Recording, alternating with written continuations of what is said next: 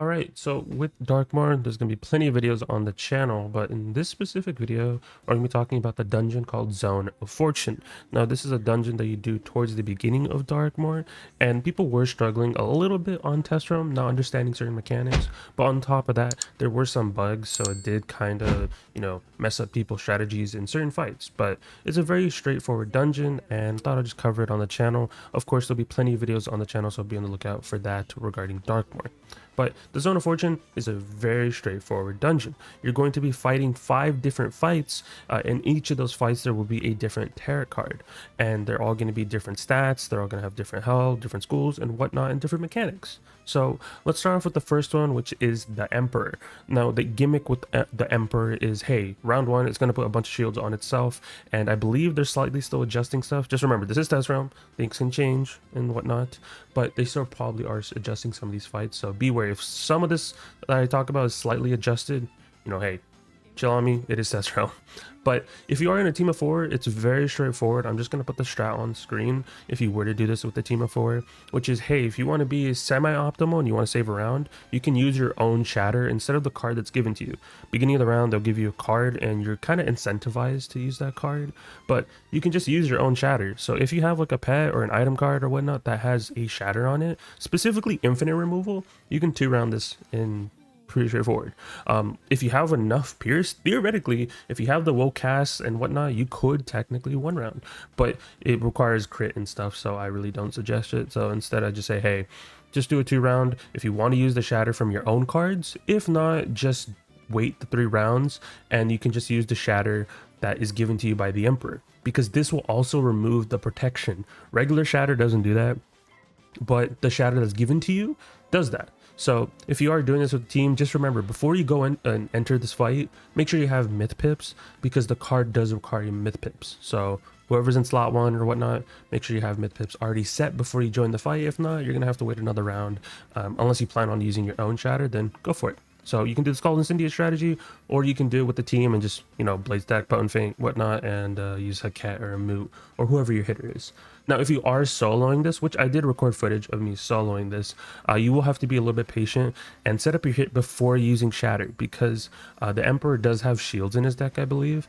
So if you are about to hit and you are trying to solo this, just remember, before you hit, do the shatter and then follow up with your attack. So set up your hit in the meantime and then proceed to use the shatter, because you don't want to use it and then he proceeds to put like a shield and then you're kind of screwed and you have to like do another hit.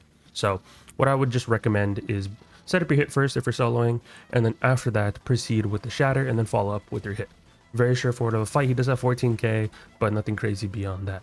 Now we do move on to the next fight, which is the reversed strength card, and I believe this is a person that has School of Fire and Death, and the card that he gives you on round 1 is a triage, and this is a triage that's only used on one person. It's not like mass triage or whatnot, it would have said it, but it requires a life and a storm pit. Now if you are in a team of 4, now this is just only if you are in a team of 4, you can literally just ignore the dots that he places, because on round 1 he will put like a dot on everybody and they're all going to be protected and whatnot. It's going to do a lot of damage, so you're really incentivized to use this triage. But if you're in a team of 4, you can just ignore the triage and just triple feint into an immolate or a Trio Strife. Now I did calc this with 200 damage, so if you have above 200 damage, you have a higher tier of immolate or Trio Strife. I calculated this with specifically tier 1 in mind, so to help out those players that are just like, hey, I don't have that many spell limits or whatnot, or I don't have the best stats. I calculate 200 damage. So if you do have a team for just Trio Strife or immolate, pretty straightforward, and you can just kill round 1.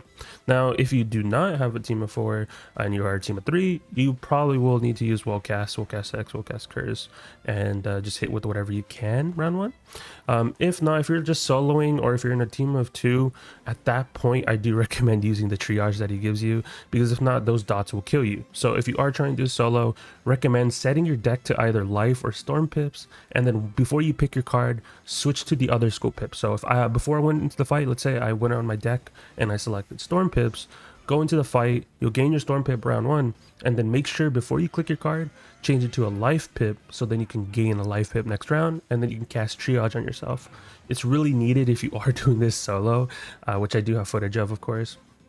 but it is a tad bit annoying in that regard.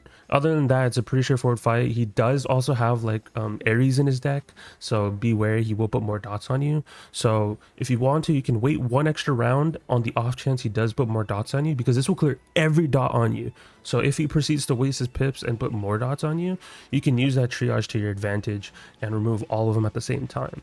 So take that up however you want. Kind of what I did was I just immediately used it because I didn't want to die, and then after that I just, you know, bladed up and used a cat, I believe, or a Rusalka. I don't remember. I mean, I have footage in the background, you guys would know, but very straightforward of a fight beyond that too. So if you are soloing, it's a little bit more annoying, but if you're in a team of 4, just ignore the dots and just ego him and just kill him round 1. You don't have to worry about it too much. But I do also want to clarify, don't use Incendiate. You don't want to blow up the dots. I know a lot of people are like, well, there's a Scald Incendiate trap for this fight. It's because he puts dots on you. So if you're going to Scald and, you know, blow him up, you're also going to blow yourself up. So don't recommend doing that at all. Then we move on to the next fight, which is the Hermit card. What the Hermit card does is it puts weaknesses on you. So in test room, when we did this for the first time, it put 4 weaknesses. I believe it's because of the amount of players that are in the fight. But since I did this solo, it only put 1 weakness on me. So theoretically, you could Cleanse Charm into a Cleanse Charm if you wanted to. But honestly, just use the Purge that's given to you. Even in a team scenario, I recommend it too, because I believe the more players are in the fight, I mean, hey, this is subject to change, but I believe more players are in the fight, the more weaknesses that are applied. So if you are in a team of 4, whoever's in the slot 1, I do recommend starting off, put your pips to Myth or Ice, really up to you, before joining the fight, of course. And then at the end of round 1, or before you click your cards or whatnot, switch your pip to the other pip. So if you went into the fight and you know, on your deck, you set it to Myth pips, gain a Myth pip round 1, and then before you select your card, you're going to switch your pips to Ice, so next round you can use your Purge, and you're only going to use that on the hitter, and then this is like a 2-round fight. You can't really ego the weakness. I mean, theoretically you could Cleanse Charm and use a will cast Cleanse Charm, but hey, if there's more weaknesses, that's not really going to work, due to the fact is depending on how many players and whatnot. So that's something I wouldn't really recommend, and I would just use the Purge card that is given to you. Other than that, it's a pretty straightforward fight. Once you use your Purge, other than that, it's just setting up the hitter, and they can just use a cat or a moot. If you're not using a storm or a fire hitter, you can use whatever. You can use a Wallaroo AoE, you can use your Selenopolis spell. I mean, if you are using a life hitter, sad to say you don't have a 7-pip hit, that's actually decent, but use something, or honestly just use something. But very straightforward fight. If you need to use more buffs, for example, there is a pass or incorporated on the strat, because you don't need another buff. But if you really need to, you're really, you know, pretty bad in damage and whatnot and pierce, then sure, put on another buff. You can put on another feint and whatnot. Very straightforward. But when you are doing this solo, I do recommend using the Purge before you hit. Same gimmick as Shatter, where you use it before you hit. Same thing with the Purge. In this fight, when I did this solo, I tried to use the Purge early, but then he did use a Raw later on me, and to put more weaknesses on me, so I had to multi-hit. But in an ideal scenario, set up your hit first, and then after that, once you have enough pips, use your Purge to clear off all the weaknesses on yourself, and just hope that he doesn't put a weakness the same round. Of course, turn order matters and whatnot, but that's something you do have to be wary about. So what I would just do is honestly set up your hit, Purge yourself, and then proceed to hit. And if you don't kill, just hit again. Very straightforward. And always remember to pack TCs. I'm the type of person to carry like a 7-card deck, or like very close to a one row, and then after that I do pack TC hits, and I pack a reshuffle on the off chance stuff hits the fan. So that's something I do recommend if you are trying to solo this. Then we move on to the reversed Chariot card, I think that's how you pronounce it, but this is a boss that is life and fire and life, and the whole gimmick behind this fight is he puts traps on you. Now this fight might get changed because he uses the traps that he puts on you, and so there's no real reason to use the cleanse word, because he puts a 100 trap, I think it's a 100 trap, yeah, 100 trap on all enemies, but he ends up using it, so there's no real reason to use the cleanse word that he gives you, unless, you know, there's some sort of thing on it, but I wouldn't really worry about the cleanse word. Even if you're soloing, it's not really worth to use the cleanse word, because he just uses the traps. Now if you put a trap every round, and then maybe if you use the cleanse word to get rid of those traps, maybe that would be honestly better, but there's no real reason to use the cleanse word that he gives you. So if you're in a team of 4, you can literally Scald Incendiate if you wanted to.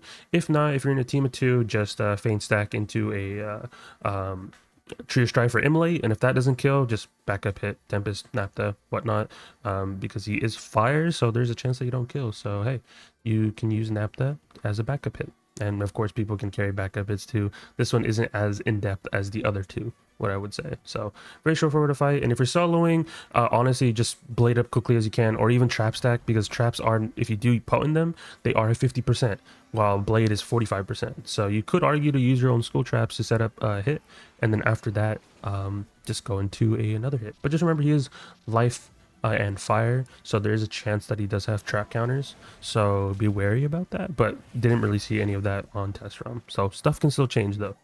And then lastly, the last tarot card that you fight in this dungeon is the Death card. Now, I didn't know this till I did some testing, which is that on the beginning of the round, the Death card will do 80% of your max HP to each target. And when we first did this, we had one of our own team members die round one, and we were confused why. But after doing some investigating and checking out the cheats and whatnot, I figured out that, hey, he does 80% of your max HP on round one. So before joining this fight, I do recommend using a potion. And on top of that, when we first did this, there was no like health wisps before the last fight. But when I did this run, I think the last week of test round, there was wisps before the Death card, so now they're kind of like, hey, we'll help out the solo players and whatnot, and you can get yourself some health. So if you don't have 100% max HP before joining this fight, I do recommend potioning up. Other than that, the fight's pretty straightforward. You can just call incendiate and not have to worry about anything. And then if you are doing it with 2 people or 4 people, just Cheer Strife or Immolate if you are using a Storm or Fire hitter, and then just Faint Stack. And if you don't kill, backup hit with the Tempest or Napta.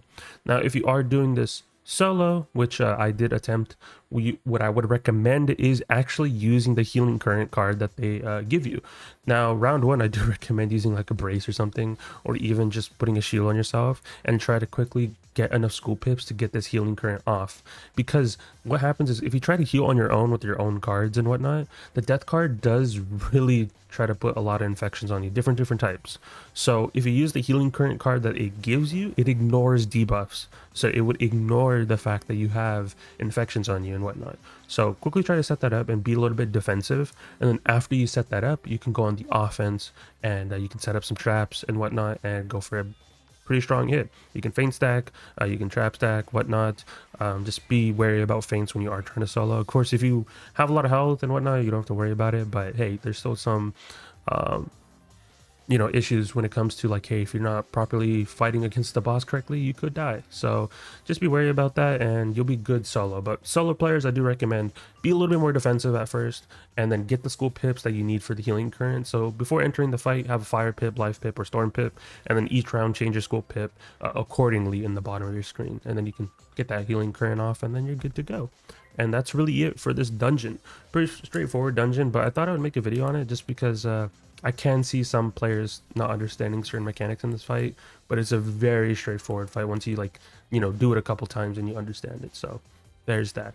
You guys let me know your thoughts and opinions down below on the Zone of Fortune. I think this fight was, honestly, it's a really cool fight. I just wish it wasn't so bright on the eyes, because everything is just purely white, so it's a little bit annoying when it comes to that. But beyond that, like, hey, it teaches you some little things about school pips and whatnot. I feel like most people should know by now, but hey, there's a possibility that you might not know that. But that is it. Leave a like, subscribe, all type of stuff, and yeah, we'll catch you guys in the next Darkmoor video. Peace out, guys.